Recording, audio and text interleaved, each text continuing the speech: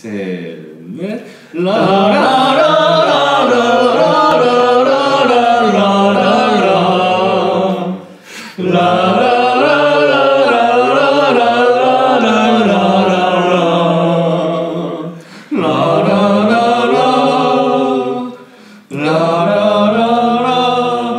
김경호의 영화 장치.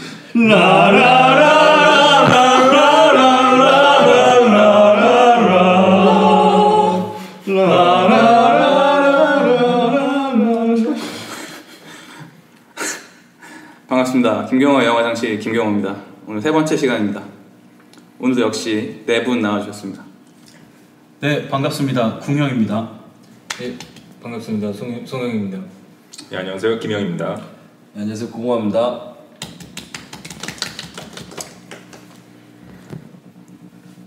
오늘 주제가 뭐죠?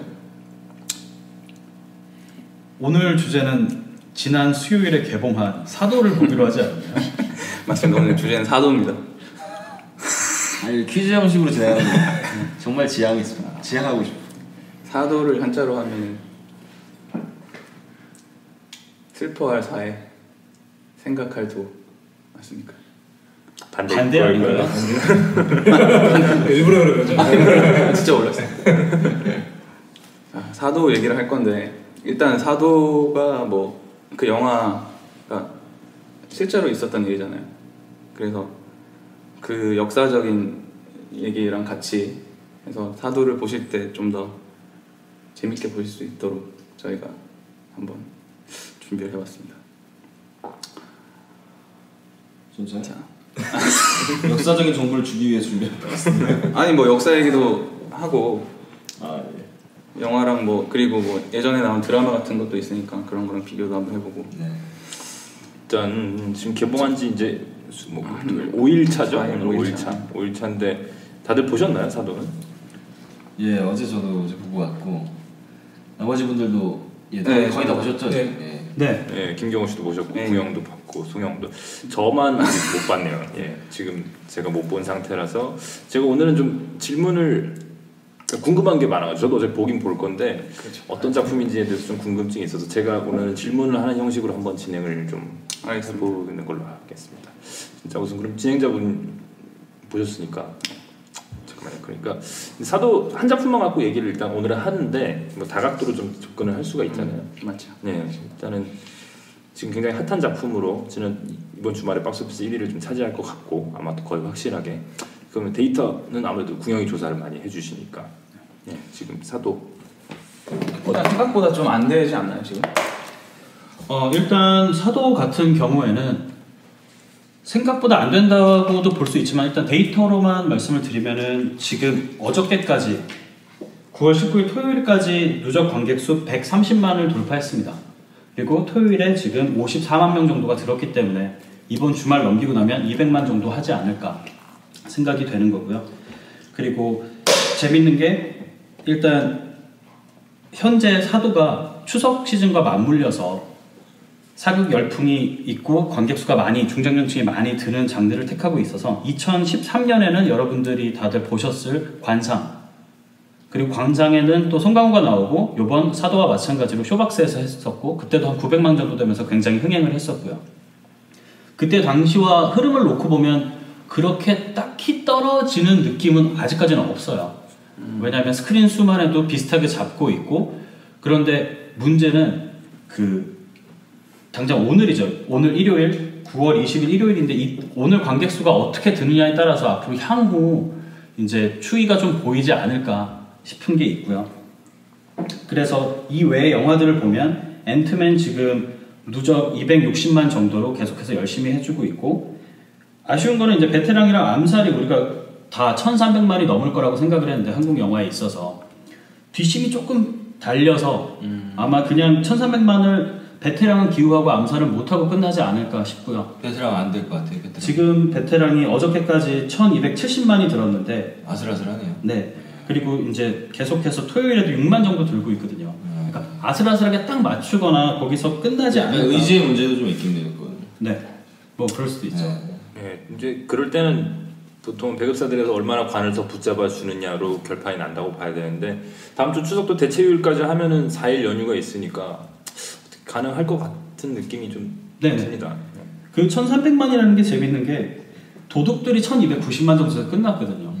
그리고 바로 위가 아바타로 1,330만인데 요게 이제 그 위로 올라가서 3위가 되느냐 4위가 되느냐의 문제이기 때문에 일단 그런 거는 금주까지 있었던 박스오피스 얘기였고요. 아까 말씀드린 사도는 지금 200만을 하고 있고 제작비가 95억 정도로 추정이 되고 마케팅비까지 뭐 하고 그러면 손익분기가 일단 300만인데 손익분기라는 측면에서는 안정적으로 가고 있다고 볼 수도 있습니다.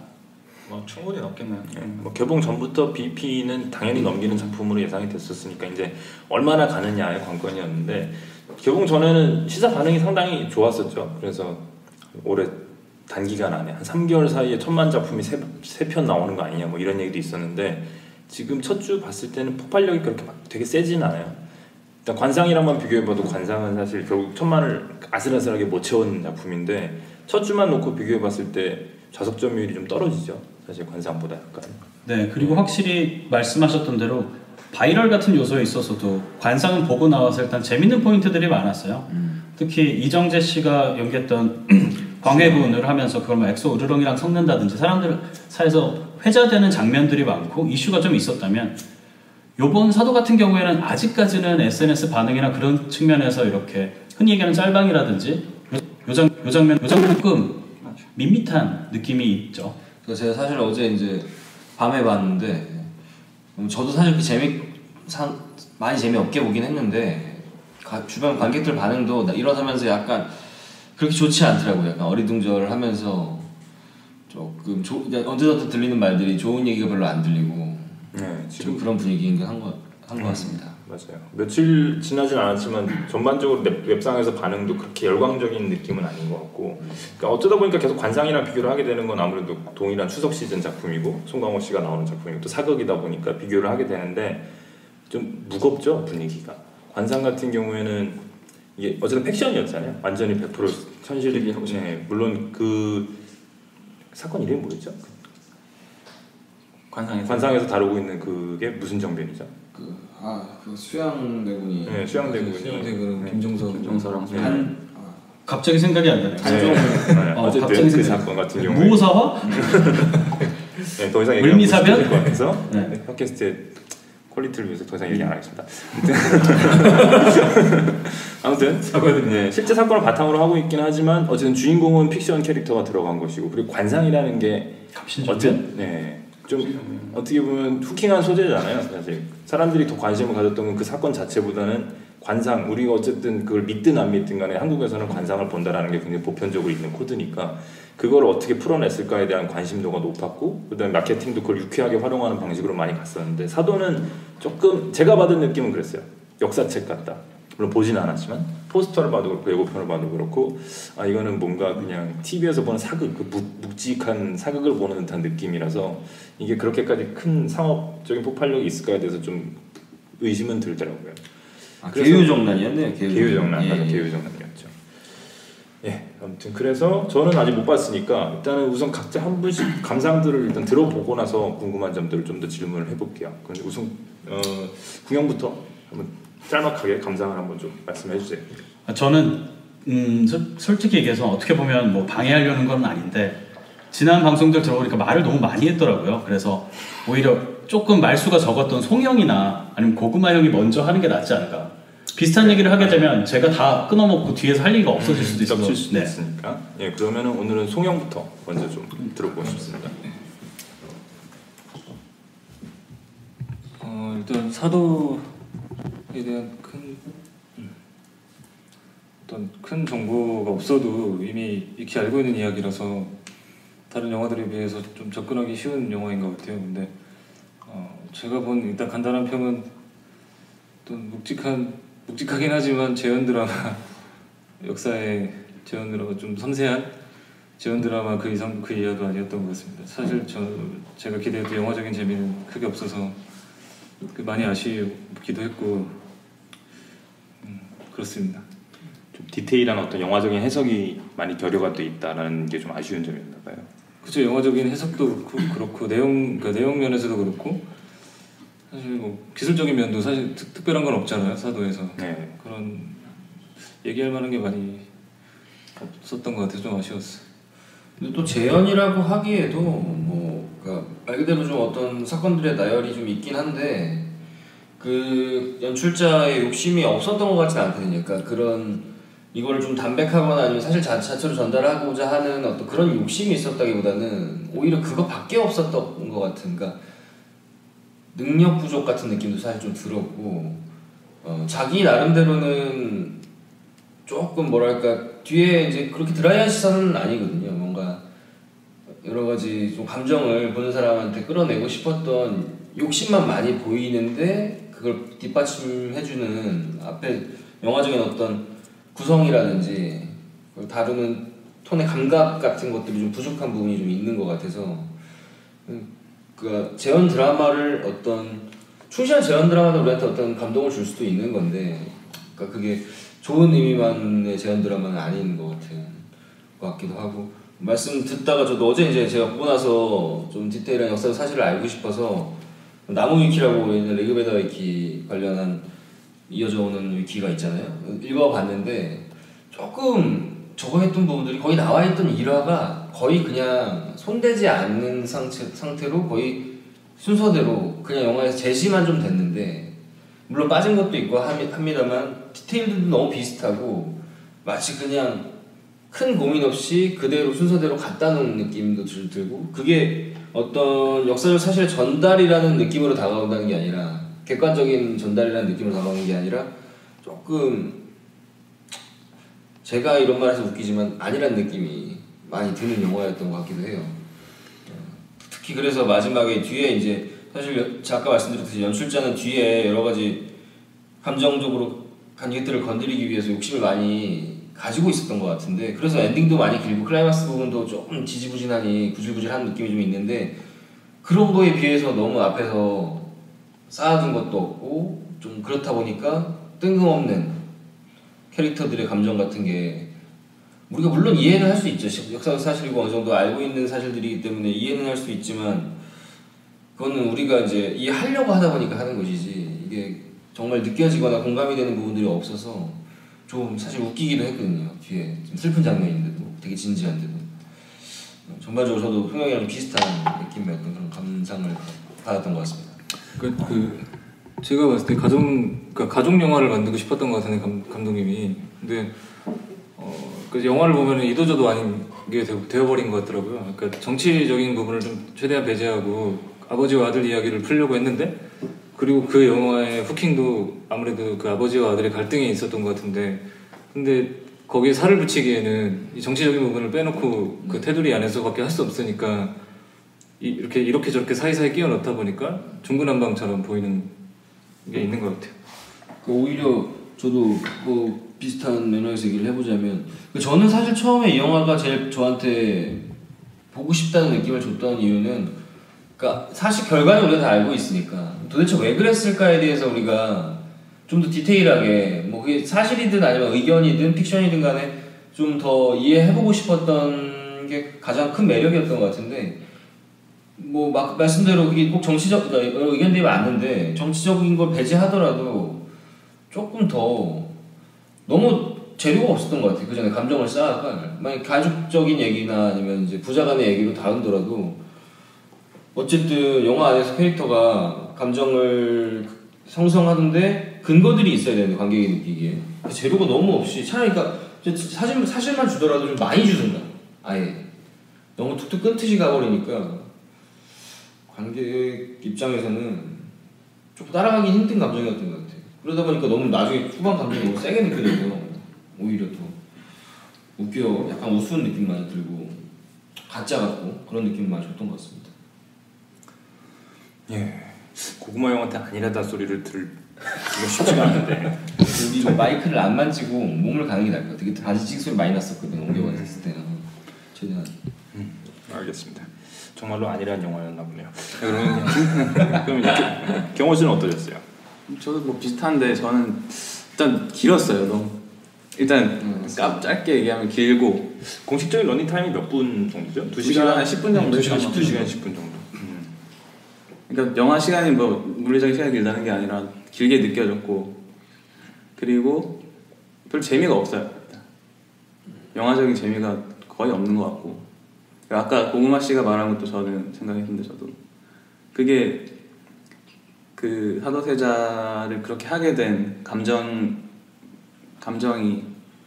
잘 공감을 못 줬던 것 같아요. 저도.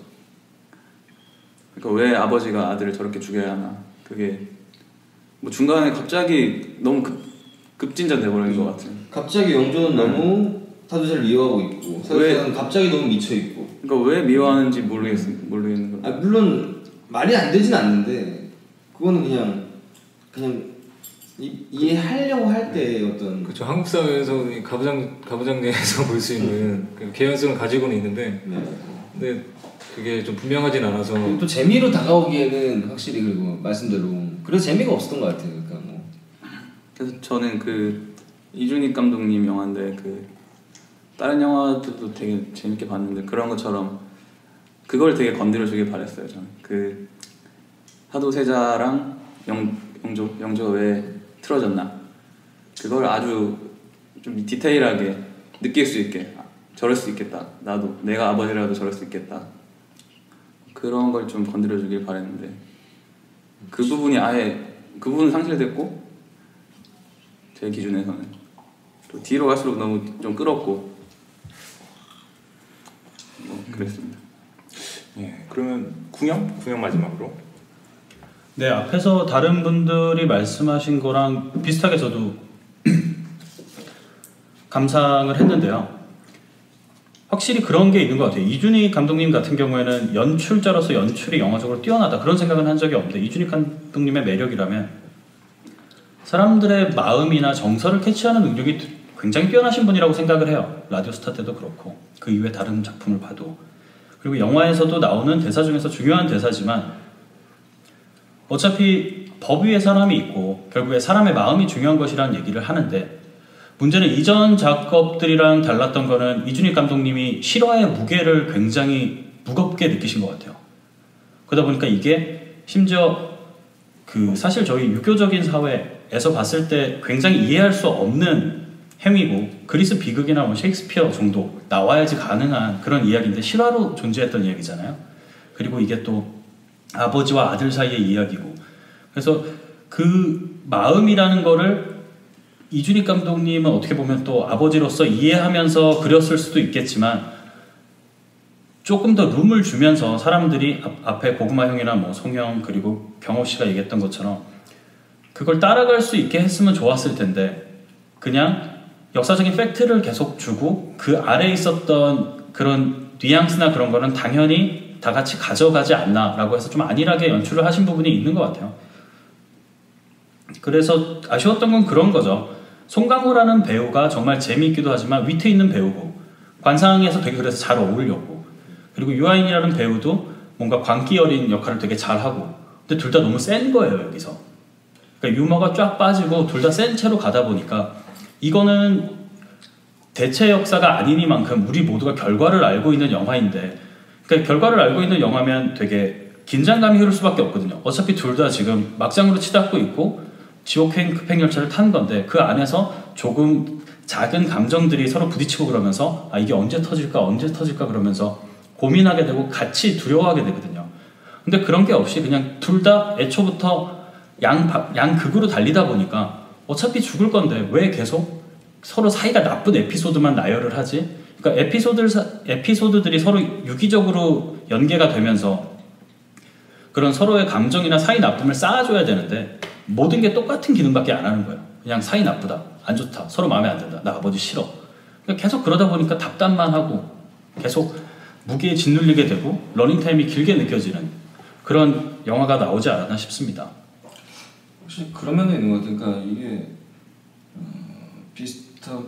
어떻게 비슷한 얘기 계속 반복이긴 한데 그게 결과가 그렇게 됐다는 걸 아는 만큼 구형 말대로 그 전에 무조건 그렇게 이런 일이 있었대라고 처음 전달받는 게 아닌데 그게 어쩌다 이렇게까지 됐을까 그리고 그게 사실 이렇게 제 느낌에는 막 그 마지막 연출이 참 뭐 왕이나 그 사도세자의 되게 아픔들을 많이 드러내려고 보여주려고 공감했으면 좋겠어서 이제 노력을 많이 했던 것 같은데 그렇게 하기에는 조금 어떤 전달 방식을 잘못 생각했던 것 같아요. 그러니까 어떤 그런 궁영 말대로의 사실 무게를 너무 크게 느꼈을 수도 있고 아니면은 조금 포인트를 어쨌든 잘못 잡은 부분이 확실히 있는 것 같습니다. 그리고 아까 감독님 얘기를 두 분 하셔가지고 저도 그 얘기 좀 하고 싶은데 그러니까 저는 사실은 이주인 감독 별로 이렇게 영화를 재밌게 보다가 꼭 항상 끝에는 좀 항상 좀 아쉬워하고 기가 빠져하는 느낌인데 약간 주제 넘게 얘기를 하자면 감정이나 이런 것들을 좀 다룰 때 생각보다 좀 마지막에 좀 얄팍한 느낌이 좀 있어서 전 즐거운 인생 같은 영화를 보다가도 처음 되게 재밌게 봤거든요. 그러다가 이제 끝을 마무리하는 방식이 좀 저는 약간 제 느낌에는 조금 뭔가 비슷한 표현이지만 좀 아니라고 조금 얄팍하다는 느낌을 좀 받았습니다. 조심스럽지만. 근데 이번에도 마찬가지인 게 비슷한 감정을 느꼈던 게 이제 뭐지 갑자기 송강호 역할을 했던 영조가 이제 사도세자 이제 거의 죽기 직전에 계단을 내려오면서 서로 약간 대화도 하고 나레이션으로 이제 서로 주고받는 장면이 있잖아요. 클라이막스. 그때 그 장면이 또 길게 많이 느껴지기도 하고. 근데 너무 이게 말이 많이 길면서 앞에는 그렇게 신경을 안 써주던 둘의 관계를 거기서 지금 다 보여주려고 그냥 대화랑 그 상황만 가지고서 해버렸는데 저는 나레이션이 정말 마음에 안 들었거든요. 그때 들어가 있으니까 감정의 그 궁영 말대로 어떤 감정이 들어갈 틈도 없고 막상 듣고 있으면 그렇게 대단한 얘기도 아니고 뭔가 좀 저 정도 얘기였어 하니까 오히려 더 막 상황이나 캐릭터가 얄팍해 보이고 그런 반면에 동시에 연출자가 약간 뭔가 되게 대단하지 않은 얘기를 거창하게 하고 있는 느낌을 받아서 조금 그게 많이 좀 실망스럽거든요. 그 장면이. 저는 그냥 일단 그런 생각이 들어요. 얘기 말씀하신 것도 듣고 하다 보니까 그런 생각이 드는데 어떤 생각이냐면 연출에 있어서 일단 사도세자라는 이모 화변에 대해서 우리가 연출자가 되어서 이거를 연출을 한다고 했을 때 어떻게 시간순을 짤 것인지에 대해서는 고민이 굉장히 많을 것 같아요. 일단 무조건 사도세자가 뒤주에 갇혀서 죽는다는 게 엔딩이 될 텐데 이걸 어느 시점에다 넣어둘지 그리고 이 플로우에 있어서 앞에서부터 원래는 그 조선왕조실록에도 나오지만 사도세자 같은 경우에 영특한 아이고 원래 어렸을 때는 영조한테 사랑을 받았었는데 점점 둘이 티격태격하다가 결국에는 뒤주에 갇히게 되는 거잖아요. 그래서 이번 영화에서 그걸 선택을 해서 어떤 식으로 스토리텔링을 했는지를 보면은 애초에 뒤주에 갇히는 것부터 시작을 하고 플래시백을 해서 뒤로 계속 보내줘요. 예전에는 어땠고 그래서 지금은 점점 어떻게 되고 여기서 아쉬운 거는 제가 봤을 때는 연출적인 부분인데 뒤주에 갇힌 첫째 날, 둘째 날, 셋째 날 그러면서 계속 나오는데 그 몇째 날의 의미가 되게 없어요. 그러니까요. 네. 그러니까 사실은 그게 계속 쌓아주고 첫째 날은 예전을 생각하고 그러면서 이게 점점 첫째 날, 둘째 날, 셋째 날, 넷째 날이 되면서 피폐해지는 사도를 보여주고 해야 되는데 이게 애매하게 점점 사도 자체는 피폐해지고 있는데 그 시간이 지나는 게 되게 무의미하게 느껴지거든요. 사람들한테는. 맞아요. 그리고 아까 궁시 말씀대로 이게 그러니까 그 날짜들이 특징이 없이 같은 기능만 하고 있고 단지 진짜 그냥 멀어지는 단순하기 때문에 그냥 그 어떤 이 굴곡이 없이 감정이나 관계 그리고 그게 또 사실 그 기능적이지도 않고 기능이 제일 기능적으로 말이 잘 안 나오네. 기능적으로 잘 작동하지도 않은 것 같아요. 매일매일 그 하루하루 지나감이. 대충 얘기들을 종합을 해보면 어쨌든 지금 네 분 보신 분들 중에서 아무도 좋게 보신 분은 없는 거네요. 대부분 다 뭐 기대가 컸던 것 같아요. 네, 뭐 아주 그렇게까지 흉작 같은 언급은 아니더라도 기대치는 대부분 다 못 미쳤다라는 반응들인 것 같은데 보면은 공통적인 문제들이 주로 나오는 것 같아요. 보면 어쨌든 다 아는 누구나 다 알고 있는 역사적 사실인데 어떻게 무슨 일이 벌어졌나는 누구나 다 알고 있는 사실인데 왜 그렇게 되었는가라는 거에 대해서 제대로 된 답변을 주지 못했다라는 것이 있고, 그다음에 감정을 쌓아나가는 데 있어서 구성이나 어떤 영화적인 스토리텔링 부분에 있어서 전혀 흥미를 끌 수 있는 요소들이 없다. 뭐 이 두 가지가 제일 큰 문제점으로 보이는데, 그래서 아까 이제 이준익 감독님 얘기가 나왔으니까 잠깐 이제 그 부분에 좀 포커스를 맞춰서 잠깐 얘기를 해볼까요? 이제 이준익 감독님 하면 뭐 누구나 다 알고 있는 왕의 남자의 감독님이시죠. 사실 굉장히 좀 시간이 좀 지난 작품이니까 지금처럼 천만 영화가 흔치 않았던 시절에, 그것도 이제 대규모 이제 대작으로서 기획됐던 영화가 아니고 순전히 입소문과 어떤 사람들의 팬덤에 의해서 천만을 돌파했던 굉장히 기록적인 작품의 감독님이시고, 그리고 이제 라디오스타, 뭐 즐거운 인생, 뭐 니은 먼 곳에 이런 작품들을 쭉 만들어 나가면서 황산벌도 있었죠. 대부분은 이준익 감독님의 장점은 아까 이제 궁영이 말씀하셨던 대로 어떤 굉장히 매끄러운 기술적 완성도라든가 트렌디한 어떤 감성이라든가 그런 것보다는 보편적인 어떤 사람의 감정을 건드리는 굉장히 인간미가 넘치는 작품으로 이제 유명하신 분이죠. 특히 한동안 좀 작품들이 그렇게 좋은 성과를 거두지 못하다가 작년에 소원이라는 작품으로 오랜만에 좀 재기를 하셨고, 그 작품에 대해서도 비슷한 종류의 이제 호평들이 있었어요. 굉장히 민감한 소재를 다룬 작품이었잖아요. 소원. 그렇죠. 예, 이제 어린 소녀가 어떤 성범죄 희생양이 됐다가 가족들이 다시 그걸 이제 보듬어 나가는 과정을 그리는 데 있어서 전혀 그걸 자극적으로 다루지 않고 굉장히 따뜻한 시선으로 그려내면서 좋은 평가를 받았었는데, 그런 면에 있어서 사도세자라는 소재를 이준익 감독님이 어떻게 접근할 것인가가 제일 관건이었던 것 같아요. 왜냐하면 또 이제 왕의 남자를 떠올리게 하는 면도 굉장히 많죠. 굉장히 파국적인 정서를 갖고 있는 사극인데 그거를 어떻게 또 따뜻하게 접근을 했을까에 대해서. 근데 그 면에 있어서 지금 굉장히 다들 불만을 갖고 있는 것 같아요. 보면 그 정서가 제대로 쌓이지 않았다라는 게 공통적인 의견인 것 같은데, 그런 면에서 궁금한 게 이 얘기가 굉장히 각본이 좋은 걸로 예전부터 충무로에서 평판이 좋았던 시나리오거든요. 그래서 이걸 이준익 감독이 선택을 해서 영화화를 한 건데, 궁극적으로 이 소재를 가지고서 무슨 얘기를 하고 있다고 보셨나요, 다들? 그냥 단순히 제 생각을 말씀드리자면, 일단 영화가 끝났을 때 가장 먼저 드는 의문은 무슨 이야기를 하고 싶은 거지에 대한 건 것 같아요.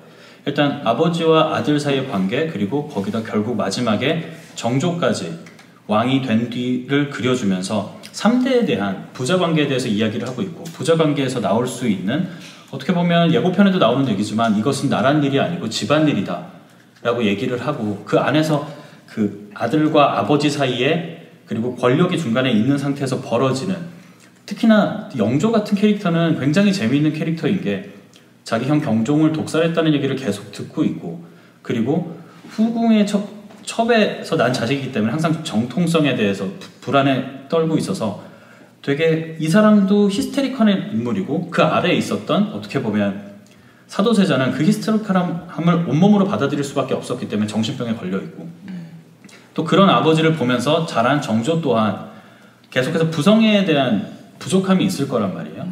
그래서 그런 가족 관계를 그냥 보여주면서 부자 간의 감정을 보여주려고 한 영화인가? 라고 생각이 들면서도, 그러기에는 약간 여기서 나타내주고 있는 것들이 깔끔하게 매조지가 되는 느낌은 아니에요. 맞습니다. 그러니까 어떻게 보면 이 시대 때문에, 그리고 권력 때문에 희생된 자들의 그 서글픈 부성애를 보여주는 건가? 그것도 모르겠고, 그냥 맞아요. 미친 사람들 간의 관계를 보여주는 건가? 그것도 모르겠고, 오히려 저는 최근에 얼마 전에 본 연극이 있는데요. 엔티라이브라고 헤어룸극장에서 해주는 건데, 그 영국에 있는 내셔널 티에이터 거를 그냥 제대로 녹화를 해서 보여주는 게 있어요. 거기서 봤던 게 다리 위에서 본 풍경이라는 작품이었거든요. 미국에서 이민자들이 한참 올 때 거기서 벌어지는 이야기들인데, 거기에 그 일맥상통하는 비평인데, 그게 뭐냐면, 이게 어떻게 보면 시대적인 얘기일 수도 있는데 너무 가족적인 얘기로, 너무 개인적인 얘기를 치환시키다 보니까 이도저도 아니고 죽밥이 됐다, 그런 얘기가 있는데, 요번 사도도 약간 그런 면이 있지 않나. 사실은 단순히 개인 간의 얘기라고 할 수도 있지만 나란 일을 빼고 나서도 얘기를 할 수 없는 거거든요. 그 사람들의 포지션이 있기 때문에. 근데 그거를 어떻게 보고 거세시키고 이 사람들만의 이야기를 하려고 노력을 했는데, 막상 쓰다 보니까 그 사람들은 그 안에서 있던 인물이고, 그래서 거기 안에 흐름에 녹아 있어야 되는데 계속해서 그거를 떼내고 그 독립변수로 보려고 하고 하다 보니까 굉장히 갈피를 못 잡게 된 영화라고 생각을 해요. 오히려 말씀 들어보니까 사실 시나리오상에서는 그러니까 영화에 어쨌든 시나리오에 꽤나 많이 남아있을 테니까 중간중간 언급되는 대사라든지 상황들이 뭐 부자지간과 뭐 일반적인 부자지간과 왕가의 부자지간의 다름에 대해서 얘기도 많이 하고, 그러니까 어떻게 보면 정조로 끝나는 것도 그런 연속을 보여주는 거잖아요. 인데 또 궁영 말씀대로 그러니까 어떤 의도인지 모르겠지만 그런 것들이 또 많이 너무 안 다뤄진 부분들도 있어요. 그러니까 그런 얘기를 꺼냈다면은 이게 왜 왕으로서 그런 결정을 할 수밖에 없는지 같은 것들이 보여줘야 될 텐데, 오히려 어떻게 보면은 연출하신 감독이랑 시나리오랑 보는 방향이 달랐을 수도 있을 것 같아요. 그래서 문제가 좀 있는 거, 삐걱대는 거 아닐까 이런 생각도 지금 듭니다. 좀 계속 뭐 종묘 같은 데를 들면서 왕가의 어떤 이 가족 관계라든지 부자지간의 어떤 그 다름을 보여주는 부분들이 많다고 보거든요. 마지막에 사실은 정조도 아버지는 아니지만 어머니 앞에서 처음으로 뭐 춤을 춘다든지 이런 장면으로 끝나는 것도 그렇고, 그런데 너무 이제 딱 그거를 거세라고 할까, 말씀대로 거세라고 할까 아니면 독립변수로 취급을 해버리니까 얘기가 조금 그래서 어색했던 것 같기도 해요. 그러니까 일반적인 아버지라면 저때 사도를 죽이진 만큼 미워할 필요가 없는 상황이고 사도도 그렇게 미칠 필요가 없는 상황인데 그렇지 않은 이유들이 또 없었던 것 같기도 하고, 그런 중간에 나오긴 나옵니다. 중간중간. 근데 그게 너무 가볍게 다뤄진다든지 아니면 비중이 너무 없어서 신하들과의 관계라든지 왕으로서의 위치 같은 것들에 주는 무게감이 크게 선명하게 다뤄지지 않는 것 같아요. 그래서 비슷한 결과를 가져온 것 같기도 합니다. 그래서 저는 지금 못 본 입장에서, 그러니까 보기 전부터 이 영화 개봉을 하기 전부터 제일 궁금했던 거는 흥미로운 소재긴 하죠. 물론 굉장히 이제 충격적인 사건이고 누구나 다 알고 있는, 사실 뒤주라는 단어를 알고 있는 건 거의 다 아마 이 사도세자 때문에 저희가 아마 알고 있을 거예요. 뒤주라는 건 더 이상 쓰지 않는 물건임에도 불구하고 8일째에 죽었죠. 사도세자가 갇혀 있었던지. 자기 아들을, 그것도 이제 사약을 내리거나 무슨 사형을 시킨 것도 아니고 뒤주에 가둬서 8일 동안 말려서 죽였다라는 거는 정말 충격적인 사건인데, 제가 개봉 전부터 제일 궁금했던 거는 영화가 어떻게 만들어졌을까. 물론 이것도 궁금하지만 도대체 저거는 어떻게 된 사건인가.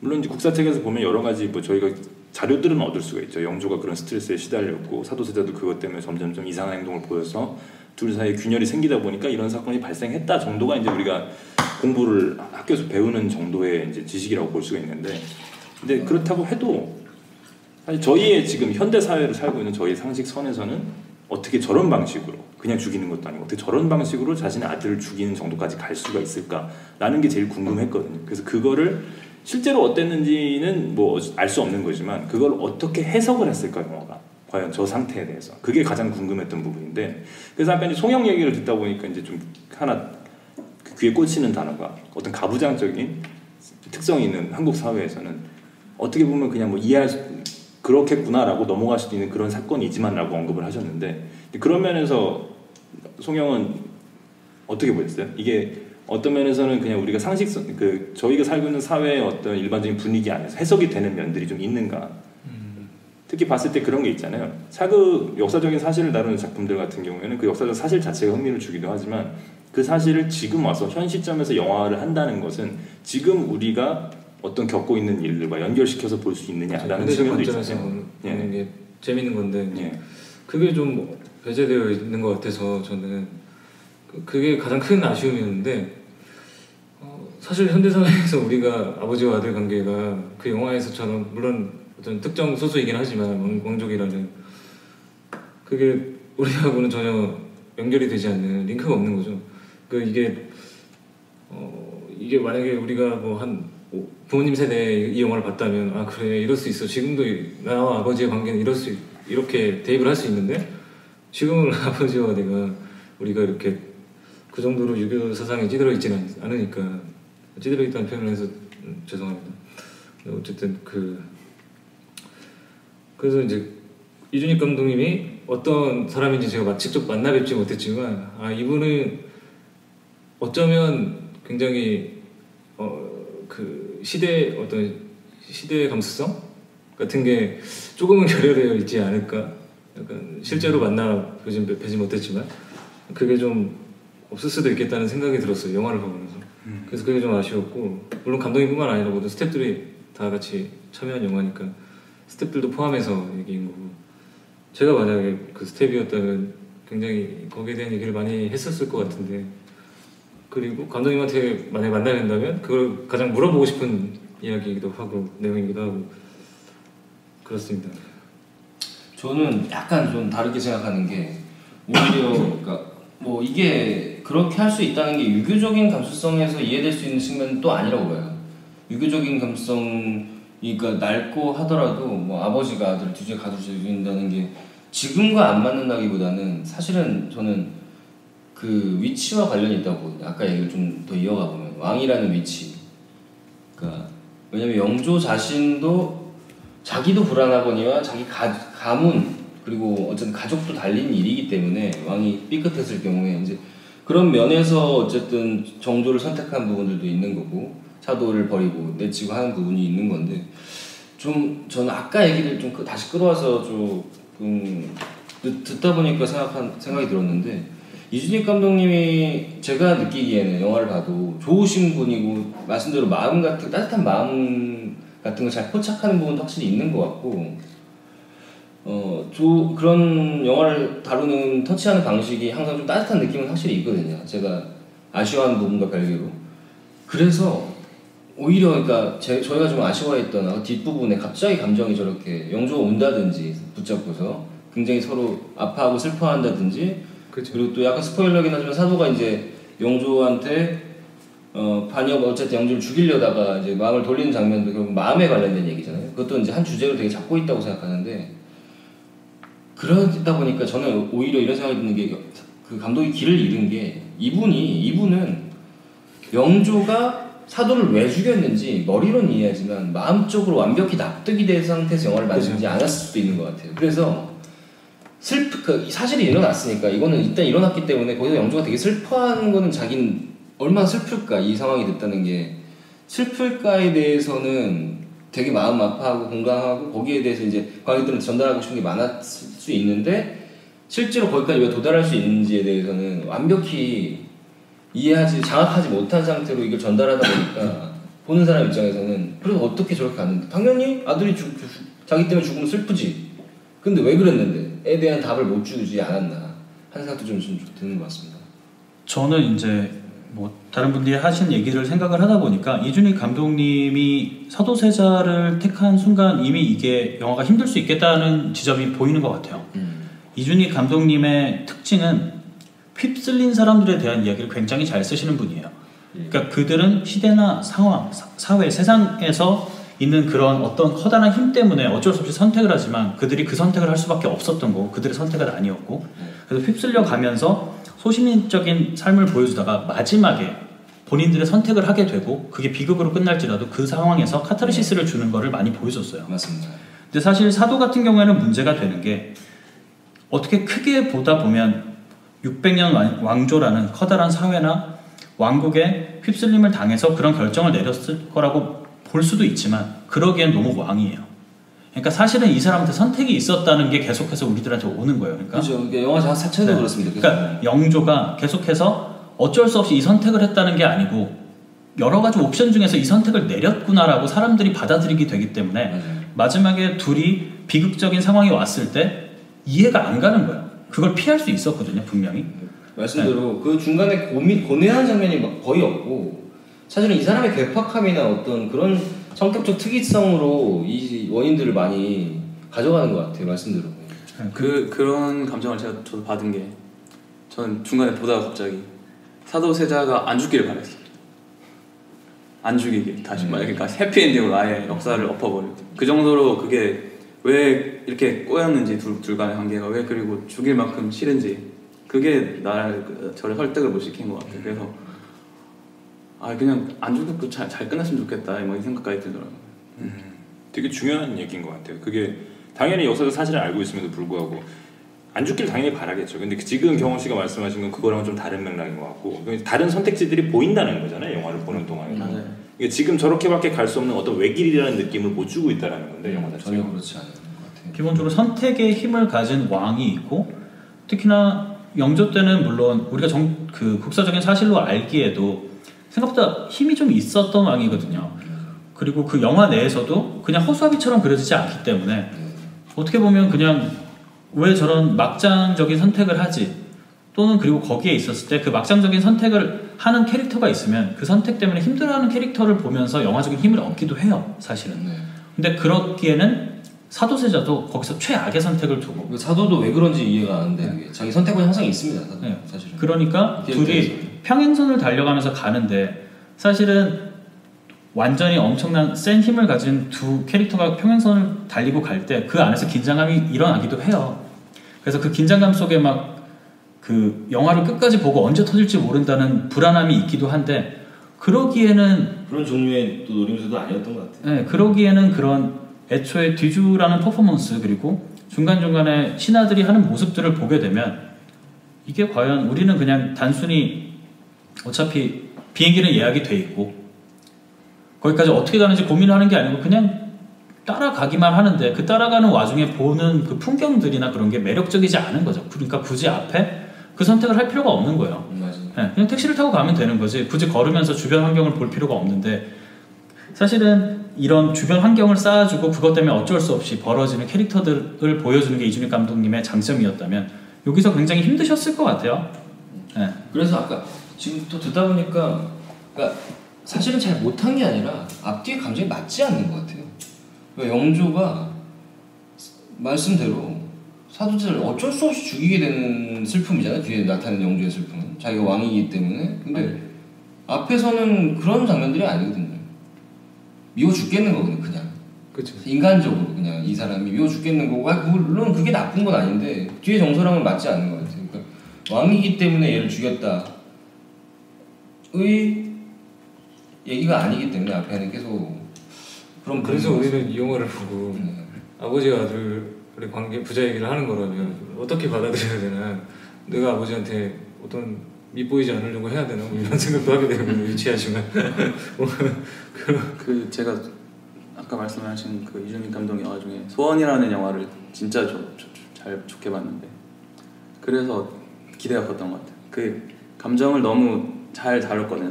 제가 너무 볼 때도 정말 공감이 많이 되게 막 감정 다루는 게 그래서 그거를 그 사도세자랑 영조의 관계에서 딱 잘해줬으면 정말 좋았을 텐데 그거 하나만 살렸어도 난 영화가 되게 훨씬 더 전 호평을 할 것 같은데. 그렇죠. 그리고 실제로 이준익 감독님 이제 사도세자 얘기를 영화한다고 했을 때 기대했던 건 대부분 다 그런 쪽에 포커스가 맞춰져 있었을 거예요. 그러니까 저도 맞습니다. 예, 소원이라는 작품도 당연히 그랬고 어쨌든 이러니 저러니 해도 이준익 감독님의 대표적인 왕의 남자잖아요. 어떻게 보면 유사한 면이 많은 작품이고 사도와도 봤을 때. 근데 거기에는 어떤 정통적인 비극의 요소가 다 갖춰져 있잖아요. 그렇게 될 수밖에 없는 상황으로 인물들이 가게 돼 있고 그리고 마지막 선택이라는 것도 그죠. 엔딩은 왕의 남자는 철저하게 선택에 의한 비극이죠. 그 비극적 선택이라는 게 어떤 인물들의 의지와 관련이 있기 때문에 그게 울림을 주는 것인데 사도세자 이야기 같은 경우에는 이제 그런 요소가 많이 없고 어쩔 수 없이 거기로 가게 되는 오토파일럿이죠. 아까 이제 궁영이 얘기했던 대로. 그래서 이 소재 자체가 어떻게 보면 굉장히 이질적인 조합일 수 있는데 그런 불안감을 결국 극복을 못하지 않았나 그런 생각이 좀 드네요. 예전에 그리스 비극에 대해서 수업을 들을 때 그런 얘기를 한번 들었었는데 그러니까 비극에 있어서 가장 중요한 요소는 비극이 파국이 발생하는 게 외부의 힘에 의해서 발생하는 것은 얄팍한 비극이고 결국엔 내부로부터 붕괴해야 그게 진짜 비극의 요소를 갖추고 있다라고 했는데 사도라는 작품은 지금 이제 나머지 네 분의 말씀을 들어봤을 때 결국엔 그게 이제 내부로부터 와야 되는 얘기임에도 불구하고 자꾸 외부에 있었던 사건만 가지고서 그걸 전개시키다 보니까 그렇죠. 결국에는 어떤 접점을 못 찾지 않았나 그런 생각이 좀 듭니다. 잠깐만 휴식하고 일단 이어서 하겠습니다. 자, 다시 돌아왔습니다. 지금까지 1부에서 영화 내적인 얘기 많이 했는데 이번에는 그 연출적인 면이나 뭐 그런 쪽으로 한번 얘기해 볼까요? 연출적인 것도 영화 내적인 거 아니에요? 네, 영화 내용 말고 시나리오적인 농담이었대요. 저는 일단 프롤로그는 저는 프롤로그는 나쁘지 않았어요. 되게 좋아하는데 네, 그게 이제 그게 다여서 그게 그래서 프롤로그가 뭐죠? 초반 도입부. 네. 그 유아인이 그 사도가 관을 열고 나오잖아요. 그리고 이제 아버지를 죽이려고 달려간 그 저도 생각해보면 그거 거기까지 가는 그 과정은 나름 긴장감이 있었어요. 저는 보면서. 근데 그 다음에 진짜 그때까지는 기대 많이 했는데 그다음 디졸브 내고 나서가 이제 계속 디졸브의 연속인데 그 다음부터 이게 저는 작품을 못 봤으니까 내용적인 부분에 대해서 얘기를 할 수 있지만 연출적인 부분은 제가 얘기를 할 수가 없는 건데 한 가지 좀 걱정되는 거는 이준익 감독님 작품을 거의 대부분 다 봤는데 그 다시 왕의 남자 얘기를 하자면 힘 있는 장면들도 분명히 있는 반면에 그 중간에 공연하는 장면 기억나시죠? 네. 그런 부분을 묘사하는 것들 복기를 해보면 좀 세련된 연출이라고 해야 되나? 아니면 굉장히 미묘한 감정을 다루는 데 있어서는 그렇게까지 큰 장점을 보이는 감독님은 아니었던 걸로 제가 기억을 하고 있어서 이번 사도 같은 경우에는 그런 거의 작품 전체가 그런 것들로 채워져야 되는 소재인데도 불구하고 이걸 어떻게 요리를 했을까가 좀 궁금했던 부분들이거든요. 지금 보면은 일단 어쨌든 대부분 다 구조가 플래시백 형태로 저는 생각했던 거랑 좀 다르더라고요. 처음에 일단 뒤주에 갇히는 것부터 시작을 한다고 하니 그래서 그 과거와 현재를 교차하는 방식들은 어떻게 좀 표현이 되어 있고 있나요?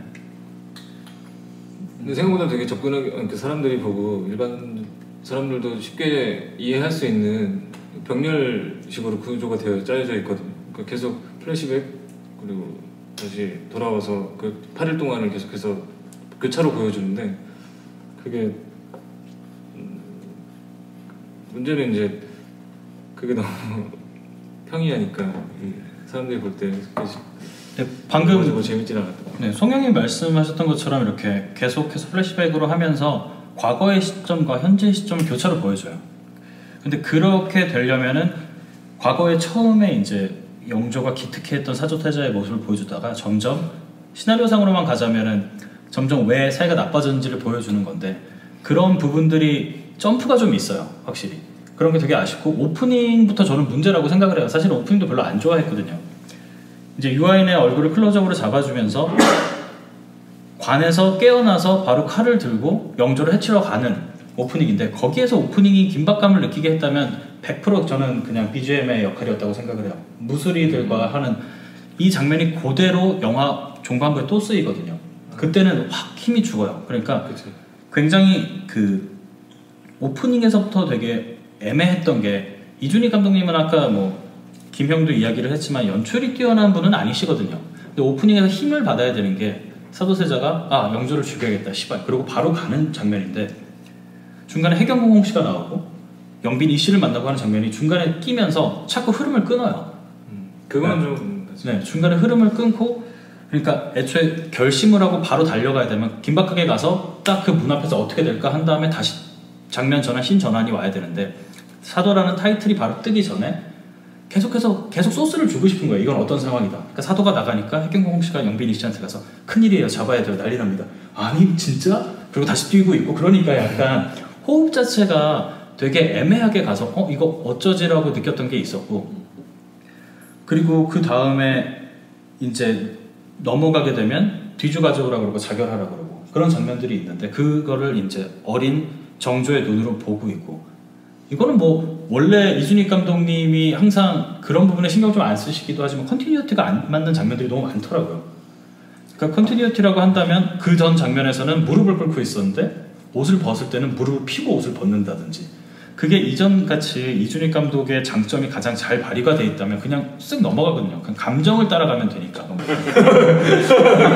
여기 말하는 건지. 아니 다음부터 해 감정을 지금 되고 있는 거죠. 아니 오류가 떠서 어쩔 수 없었어요. 감정을 살렸어요. 까먹었어요. 컨티뉴티가 좀 안 맞는. 저는 사실 그건 그렇게 거슬리진 않았어요. 근데 조금 오히려 그 아까 그 부분은 동의가 되는 게 조금 너무 설명을 많이 하려고 해서 제 불만 중에 하나이기도 한데 편집이나 이런 부분이 약간 드라마처럼 돼 있는 부분도 있어요. 드라마는 원래 띄엄띄엄 보는 사람들도 이해를 시켜야 돼서 다시 보여주고를 많이 하는데 장면을 자꾸 다시 쓰면서 그 자꾸 야 아직 잘 모르겠냐? 이거 모르겠냐? 이거? 뭐 이런 식으로 약간 말로 풀어가려고 하는 게 좀 있는 것 같아서 그 아까 나레이션 많았던 거랑 겹치게 좀 영화 전체적으로. 그러고 보니까 제가 가장 재밌었던 그 시작할 때 관에서 나오는 그 사도의 모습이 되게 재밌었던 것 같아요. 그 연출은 되게 재밌었어요. 네, 그런 거는 재밌었던 부분. 관에서 나오고 뒤주에 갇히잖아요 나중에. 네. 그 연출은 재밌었어요. 네, 관에서 시작할 때 나오거든요. 이게 나중에 뒤주에 갇히잖아요. 그게 되게 재밌는. 이게 농담처럼 올해 초쯤에 사도를 영화로 만든다라고 하게 사도세자 얘기를 영화로 만든다 갖고 아는 형이랑 얘기를 하다가 그걸 어떻게 영화로 만들지? 이러다가 베리드? 뭐 그런 농담도 했었거든요. 정말로 관에서 나오네요. 맞아요. 아 근데 생각해보니까 성형 말 들으니까 그러네. 그것도 장치겠네. 관에서 나와. 나름 의도가 있지 않았을까 싶긴 해요. 저는 사실은 그거를 그런 장치로 했는지까지는 모르겠어요. 그러니까 일단 그 이미지적인 힘이 커서 처음에 나올 때, 왜냐면 우리한테 사도세자 이퀄 뒤주에 갇혀 죽었다고 생각을 하는데 오프닝을 딱 틀어주는 순간 얘가 관 안에 있잖아요. 죽은 애다라고 생각하는데 일어나니까 그 극적인 효과를 좀 챙긴 것 같고, 그렇게 되려면 조금 더 수미상관이 잘 짜여져 있어야 된다고 생각을 해요. 노림수에 있었는데 저는 못 짰다고 생각해요. 왜냐면 중간에 관도 상당히 강조가 되잖아요. 맞아요. 중간에 이제 영화 중간에 영빈이 씨, 네. 영빈이 씨가 이제 찾으러 갈 때도 그렇고 관을 되게 많이 부각해서 보여주고 영조도 그걸 언급을 하잖아요. 관을 만들어 놓고 하면서 몇 번이나 얘기가 나오는 게 노림수는 있었는데 구형 말대로 수미상 같은 근데 제가 좀 궁금한 게 관이 무슨 의미인가요? 관이 왜? 관은 관의 의미 아닐까요? 근데 아니 뭐 어쨌든 디주랑 이제 연결되는 이미지니까 결국에는. 그러니까 사실은 영화 내에서 나온 걸로 말씀을 드리자면 어차피 나는 죽어 있는 사람이랑 마찬가지다. 아버지가 날 이렇게 대하면. 그러니까 나는 그게 제일 맞는 그냥 침실에서 자지 않고 관에서 자겠다라고 자기 관을 짜놓은 거죠. 네. 그래서 그렇게 그거를 그런 불협 화음을 보여주려는 아이템으로 있고, 그래서 시작할 때는 이제 거기서 잠에서 자다가 이제 못 참겠다 그래가지고 나오는 그런 느낌인데, 어쨌든 그 딱 영화를 보면서 두 가지 이렇게 확 잠이 깨거나 약간 신명 난다고 느끼는 거는 딱 그 워낙 사도세자가 이제 무술이들이랑 놀고 음악하는 거 좋아하고 그렇게 되지만 음악이 되게 확실히 쓰이는 두 장면이에요. 그게 초반에 오프닝이랑 그리고 이제 정성왕후가 돌아가셨을 때 거기서 이제 제사 지내면서 되게 세게 하고, 근데 그때 갑자기 확 들어온다고 느낌을 받는 거를 반추해 보면 그만큼 다른 데가 되게 밋밋하고 음악 없고 그냥 평이하게 흘러가고 있다는. 네. 저는 관 얘기가 나와서 말인데, 그러니까 이게 뒤주가 되게 중요한 아이템이잖아요. 그러니까 사실 생각해보면 뒤주에서 사도세자가 되게 힘들어하는 장면이 나오긴 하는데 너무 좀 그냥 8일 동안 갇혀있다는 그 느낌이 영화 내에서 크게 전달이 되지 않는 것 같아요. 그러니까 중간에 뭐 소변을 먹는다든지 힘 괴롭겠다 정도를 약간 표피적으로만 느낄 수 있지. 그러니까 어떻게 보면은 중간에 뭐 뒤주를 깬다든지 하는 장면들이 이게 사도세자가 이제 사실은 평생 느껴왔던 어떤 갑갑함 같은 거를 상징할 수도 있는 장치라고 생각을 하는데 그런 거를 살렸으면 좋았지 않을까. 좀 더 그러니까 사도세자가 거기 gat혀 있으면서 하는 장면들이 거의, 저는 앵글도 거의 하나밖에 기억이 잘 안 나거든요. 그 부채로 오줌 마실 때 그 앵글을 거의 많이 보여주고 다른 컷들도 있긴 한데 그만큼 인상적으로 그 안에서 얘가 갇혀서 얼마나 지금 얼마나 깝깝한지, 그리고 그게 그 전에 얘가 살면서 얼마나 깝깝했는지와 대비되게 좀 잘 드러났으면 훨씬 좋은 장치가 되었을 것 같은데. 그러니까 그거는 사실 역사적인 사실이라서 그 뒤주에 갇힌 게. 그러니까요. 제 말은 그러니까 그 뒤주에 갇혔다는. 뭐 그걸 이용해 먹을 수도 있겠네 그렇게. 그 감정, 그 말이죠 저는. 그러니까 좀 더 재밌게 그 갇혔다는 사실 자체를 좀 더 살려야 될 텐데, 그러니까 뭐 새로운 아이디어를 내라는 게 아니죠. 저는 그러니까 갇혀 있는 사도세자의 모습을 좀 더 잘 그려야 될 텐데, 그렇지 별로 안 했던 것 같아서 그게 좀 아쉽네요. 그래서 아까 농담이라고 하긴 했는데 솔직히 반은 농담이었지만 진짜로 베리드 얘기를 했던 게 진짜로 그런 생각을 했었거든요. 왜냐면 이거는 그냥 어떻게 보면 그때 생각 없이 한 얘기지만 이 소재, 사도세자가 뒤주에 갇혀 죽은 이 사건을 다룬다라고 하면은 그걸 어떻게 보여줄지, 이 사건 전체가 아니라 뒤주에 갇혀 있는 사도세자를 어떻게 보여줄지 굉장히 궁금했어요. 사실 그 부분에 있어서 이거 위주로 가는 건가 진짜? 그러면 되게 흥미롭겠다라는 생각도 했었고 한편으로는. 물론 그렇게만 갈 수는 없겠죠, 물론 영화가. 그래서 그런 이미지들이 어떻게 구현되는지도 굉장히 궁금했던 부분인데 그조차도 좀 잘 살진 않았나 보네요. 네, 그래서 그런 화면 연출 같은 경우에는 굉장히 아쉬운 부분이, 일단 두 인물 간의 갈등을 보여주려고 그러면 미장센적으로 그런 걸 보여줘야 된다고 생각을 해요. 그리고 특히나 왕이라는 게 굉장히 외로운 직위이고 그리고 왕궁 안의 삶이 어떻게 보면 굉장히 숨막힐 수도 있잖아요. 근데 그런 게 연출적으로 전혀 안 드러난 게 실제로 그 당시 대신의 숫자가 그렇게 돼 있을지 모르겠지만 왕궁 내의 장면이라든지 여러 장면을 보면 굉장히 비어 있고 어떻게 보면 숨 쉴 수 있는 공간이 굉장히 많아 보여요.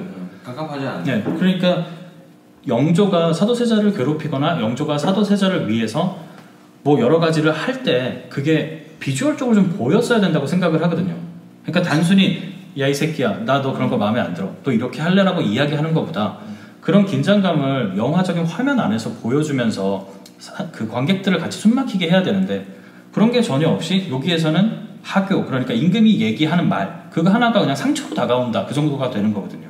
말씀대로 전반적인 느낌이 그냥 솔직히 그냥 좀 과장해서 말하면 일반 양반집 엄한 집에서 교육받는 아들 같은 느낌이 들 정도로 공간이 그렇게 이게 어떤 깝깝한 왕실이다라는 느낌 들지 않고 듣다 보니까 베리드 얘기도 그렇고 듣다 보니까 이건 제 그냥 개인적인 아이디어인데 오히려 중심이 뒤주에 있는 사도세자 어떻게 보면 그렇게 원래 의도가 있었던 것 같기도 해요. 시작을 그렇게 하는 걸로 보면 에서 사도세자의 어떤 회상이라든지 아니면 플래시백으로 보여준다든지 아니면 그 교체 편집을 이용했으면 좋겠는데 전체적인 영화를 볼 때의 느낌은 제가 밖에 있고 중간중간 갇혀있는 사도세자를 그냥 쳐다보는 상황이 되는 것 같아요. 그 장면들 아직 얘 갇혀있다라는 걸 환기시키는 정도의 느낌으로 그래서 오히려 반대로 뒤주에 있는 사도세자를 중심으로 그렇죠. 과거를 다뤘을 때 훨씬 이 영화가 괜찮을 수도 있지 않았을까 하는 생각이 그러면 이제 베리드는 127시간처럼 그게 이제 그렇게까지 이제 그걸 메인으로 가져가지 않더라도 전반적인 영화의 톤 자체는 막 이런 거 탈출하려고 막 애를 쓰거나 이럴 필요는 없잖아요. 근데 지금 내가 관객이 어디에서 지금 보고 있는 건지 여기서 과거를 보는 건지 아니면 과거에서 현재를 보면서 안타까워하는 건지 이게 좀 불분명해서 그게 반대였으면 오히려 좀 좋지 않을까 하는 생각이 좀 듭니다. 그 영화뿐만 아니라 어떤 것든 스토리를 다루는 방식에 있어서 시점은 되게 중요한 문제가 되잖아요. 특히 영화 같은 경우에 이제 그 앵글로서 표현이 되는 거고.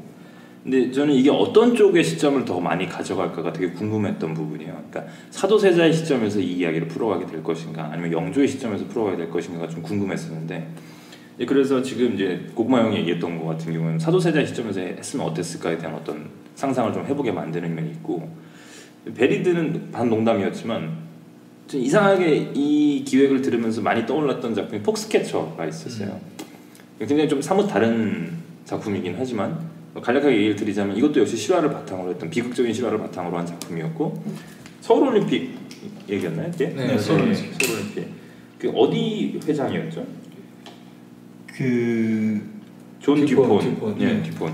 굉장히 귀족 집안. 네, 굉장히 이제 대부호가 자기 레슬링 팀을 갖고 있는데 거기서 슐츠 형제였죠.를 이제 팀원으로 영입을 하고 같이 여러 가지 드라마가 벌어지다 결국에는 이제 그 둘을 살해하게 되는 비극적인 상황까지 가게 되는 이야기를 다룬 작품이었는데 그거랑 정서가 어떤 면에서 약간 비슷한 게 연상이 되는 게 좀 있었어요. 이게 당연히 동일시할 수는 없는 종류의 감정이지만 그러니까 그걸 다루는 방식 그런 종류의 캐릭터와 그런 종류의 감정을 어떤 극으로서 끌고 나간다고 한다면 좀 갑자기 이 작품이 떠오르는 면이 좀 있었거든요.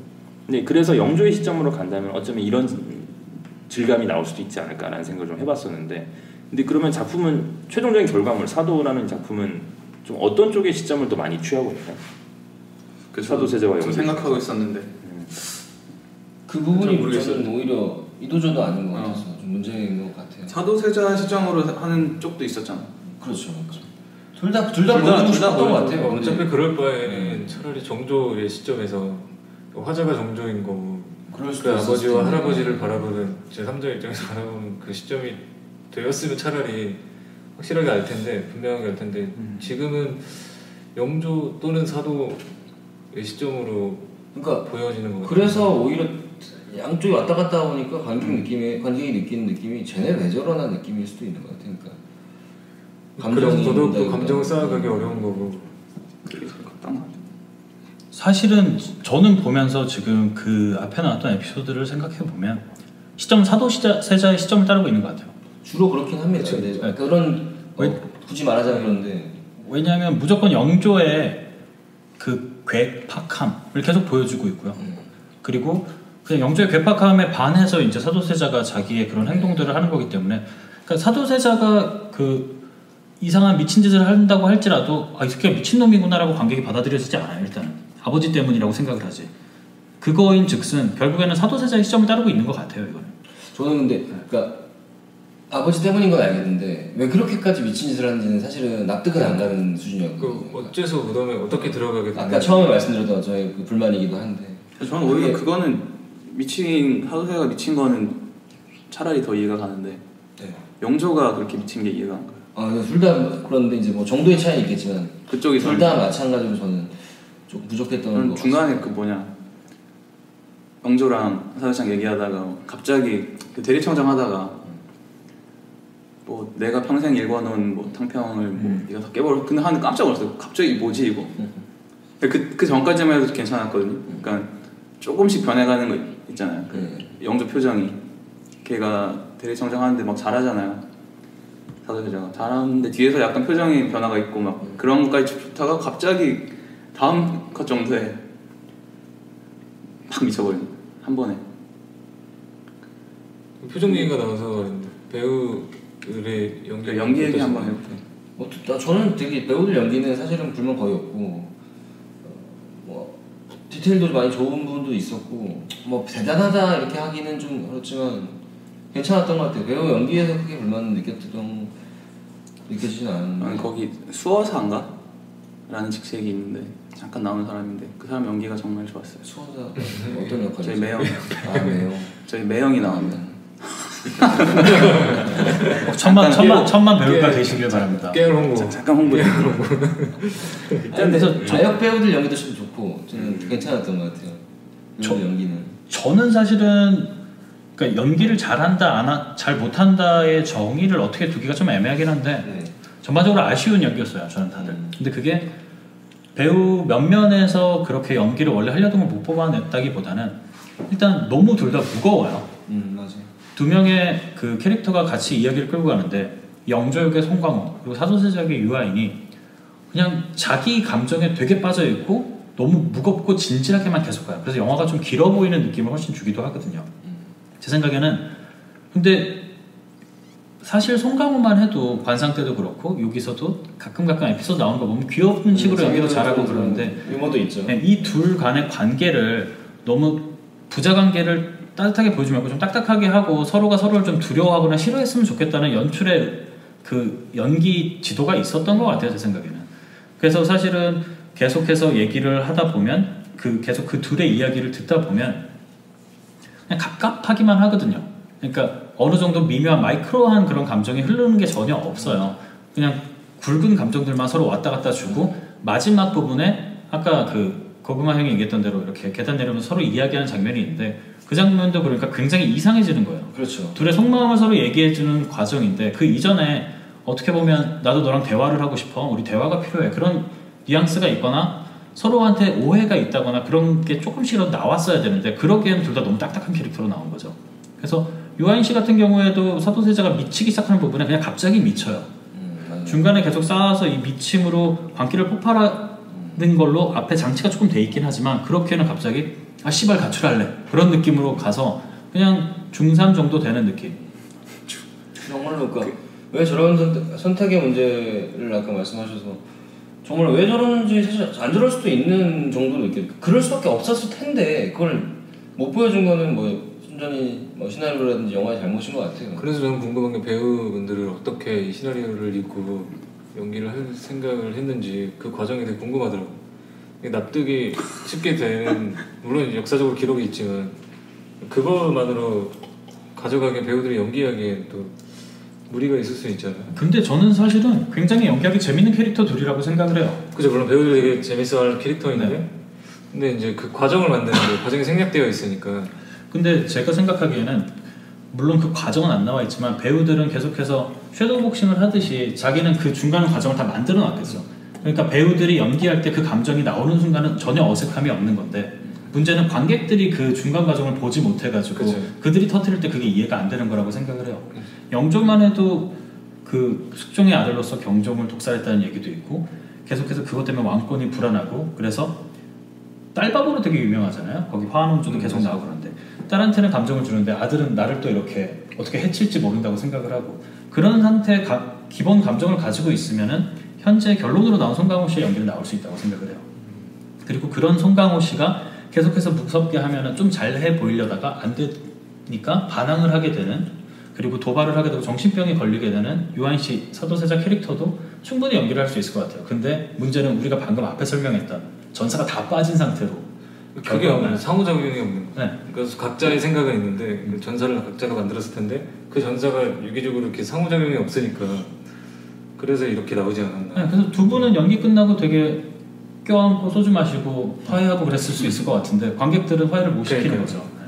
이제 생각해보니까 저는 이제 볼 때도 재밌게 보고 지금까지 불만은 없었는데 송강호 씨 캐릭터, 그러니까 송강호 씨가 가지고 있는 어떤 고유의 캐릭터가 있잖아요. 그게 연기에도 어쨌든 녹아 있잖아요. 말투라든지 이런 약간 묘하게 장난스럽고 어떤 아저씨 같은 느낌. 그 조금 입체적인 네. 캐릭터 보여요. 그런 게 저한테는, 저는 사실 그 부분을 되게 좋아하고 매력있고 재밌게 보는데 지금 말씀 듣다 보니까 그런 사람이면 그런 사람이 영조가 그런 사람이었으면 아두를 가둘지언정 진짜 죽게 내버려두진 않았을 것 같은 느낌도 좀 들어서 그게 어떻게 보면은 그거에 방해가 됐을 수도 있다는 생각이 좀 드네요. 장면자분들은 재밌었거든요. 저희 그런 송강호 씨식의 유머를 되게 좋아해서.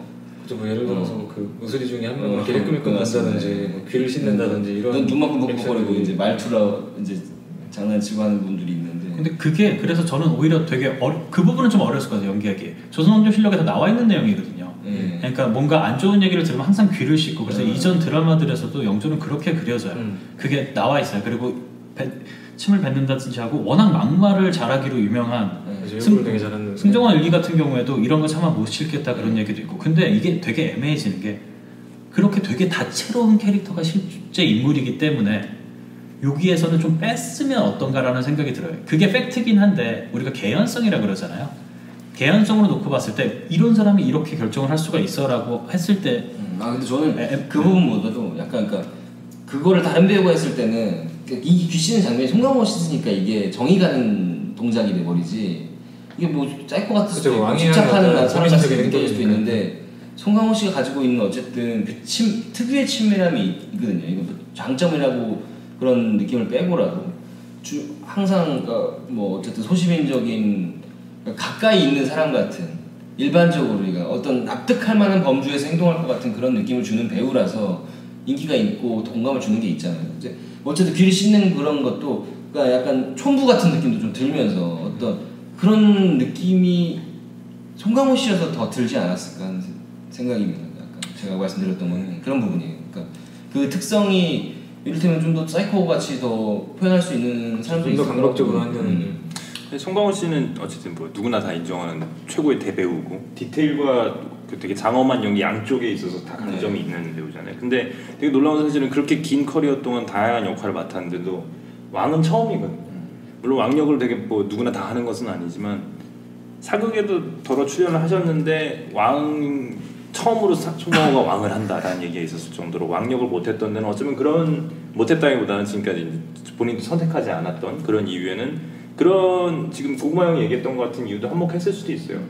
뭔가 어떤 연기를 해도 그게 약간 너무 친근하고 촌부처럼 보이고 소시민적으로 보이는 게 좀 있을 수 있는데 영조 같은 캐릭터라면 그게 어쩌면 좀 상극이지 않았나 하는 생각이 들어요. 영조라서 그랬던 것 같아요. 어떤 뭐 좀 인간적인 왕도 항상 뭐 많이 있어 왔으니까 부족한 왕 뭐.